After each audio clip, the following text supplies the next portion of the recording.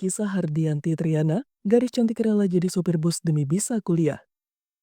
Penumpang bus Trans Banyumas Koridor 3 jurusan Notok Baturaden kerap dibuat terkejut dengan sosok pengemudinya yang berbeda dari biasanya. Jika lazimnya seorang supir bus adalah pria, kali ini justru seorang gadis muda yang duduk di balik kemudi bus besar tersebut. Gadis itu bernama Hardianti Triana, akrab disapa Ana, berasal dari Wanareja, Kabupaten Cilacap. Usianya baru menginjak 22 tahun, namun ia sudah berani mengemban tanggung jawab besar sebagai sopir bus Trans Banyumas. Ana mulai mengemudikan bus tersebut sejak sekitar 4 bulan terakhir, membuat namanya mulai dikenal banyak penumpang. Penampilan Ana yang cantik dan ramah membuat banyak penumpang kagum sekaligus merasa nyaman ketika menaiki bus yang ia kemudikan. Di balik usianya yang masih muda, Ana memiliki pengalaman panjang di dunia transportasi darat.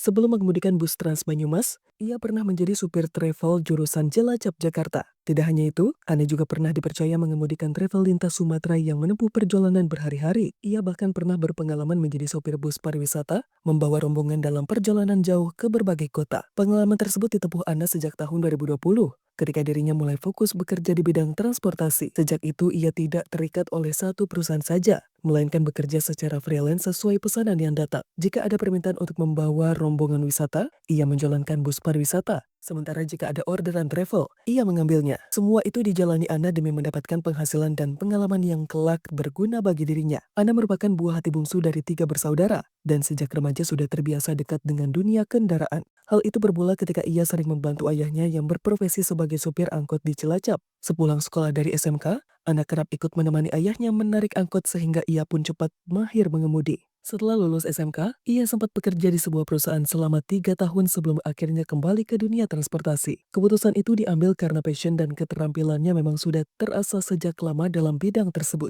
Meski kini sibuk menjadi supir Trans Banyumas, Ana tetap melanjutkan pendidikannya di Universitas Terbuka Purwokerto. Ia mengambil jurusan pendidikan karena memiliki cita-cita besar menjadi seorang guru di masa depan. Kuliah sambil bekerja bukanlah hal mudah, namun Ana rela menjalaninya demi mewujudkan impiannya. Ia menilai bekerja di Trans Banyumas lebih nyaman dibanding pengalaman sebelumnya karena fasilitas bus lebih lengkap. Unit kendaraan yang dikemudikan dilengkapi AC dan karoseri baru, membuat pengalaman kerjanya terasa lebih aman dan menyenangkan. Lokasi kerjanya juga lebih dekat dengan rumah, sehingga Ana bisa tetap dekat dengan keluarga di Cilacap. Meski demikian, profesinya sebagai supir perempuan tidak lepas dari suka duka yang harus dihadapi setiap hari.